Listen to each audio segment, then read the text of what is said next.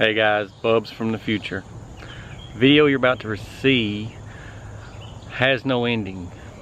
We just stopped recording and I did not get to show where we pulled the cover off the engine at the end and had to sand down the crankshaft where the pull rope goes on, where I did not use a punch. So when you get ready to take the flywheel off of it, be sure to use a punch. I had to sand the shaft down on the end of it because it was catching on the ratchet mechanism and causing the rope to not go back in as it should. Save yourself some trouble when you get to the flywheel part. Put some pressure behind it, use a center punch, and give it a good tap and it should come right off. Enjoy the video and thanks for stopping by. Alright, we got a tiller here that I bought. Old school 5-horse flathead motor.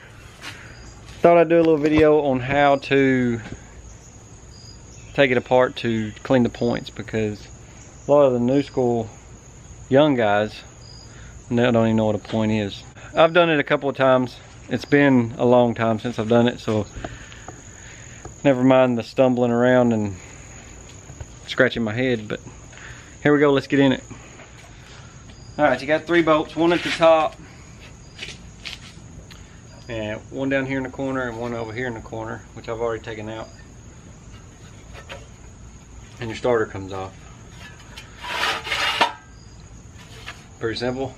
Now if I'm not mistaken, there's 2 bolts right here that come out to take this screen off, and there's a special tool that you need to get this ratcheting start mechanism off.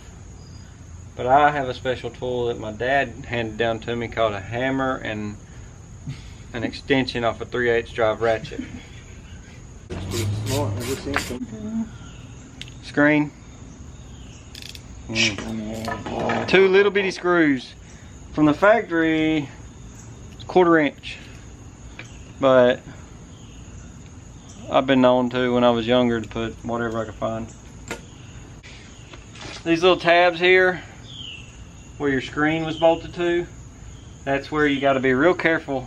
You can tap on them with something that's not sharp and turn it off just like you would a bolt. And then stick something in that flywheel so it don't move. Then it gets even more interesting because you gotta get the flywheel off.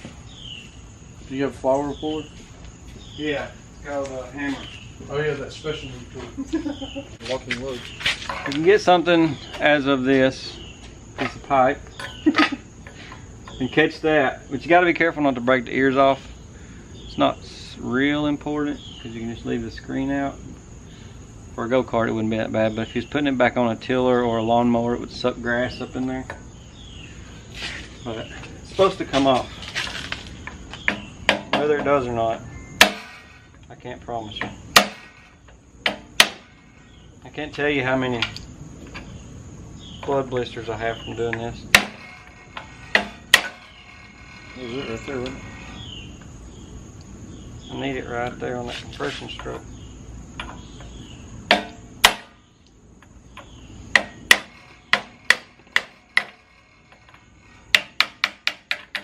Oh yeah, she's spinning. Man, you're a genius. Oh, would you look at that?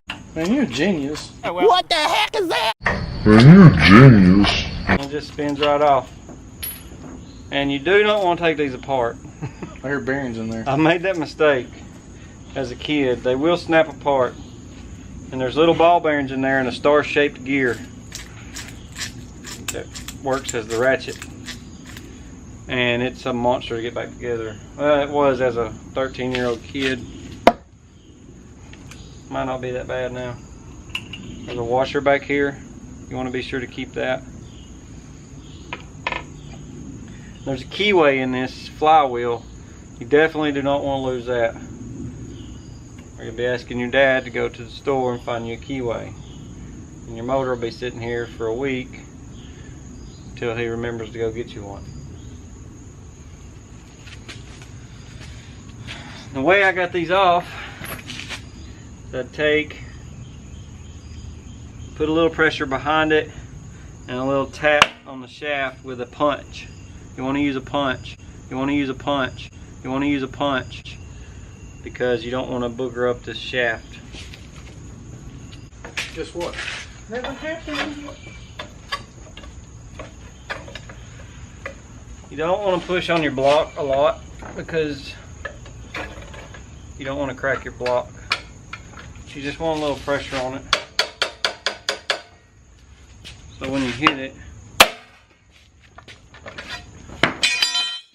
it pops off just like that.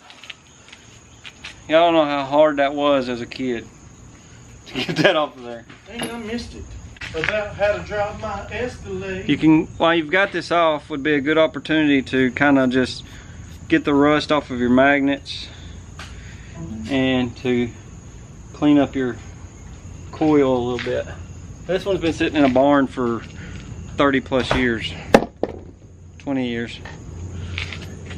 This is where your points is at, in behind here. Years. Tater dust.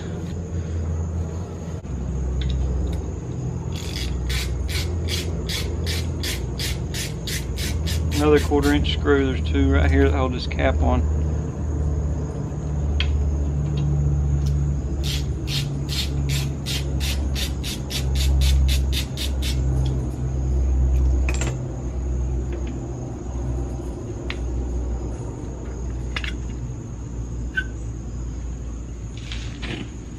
There they are.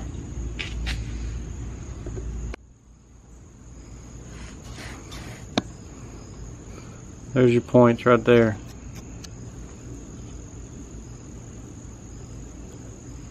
I'm gonna clean up that gap in between there, and we should be good to go. Unless the condenser goes bad, that's what I do not like.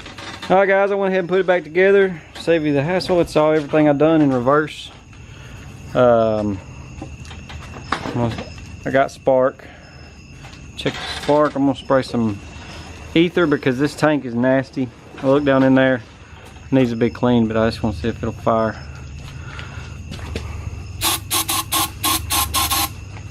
I like that little remix beat from the spray.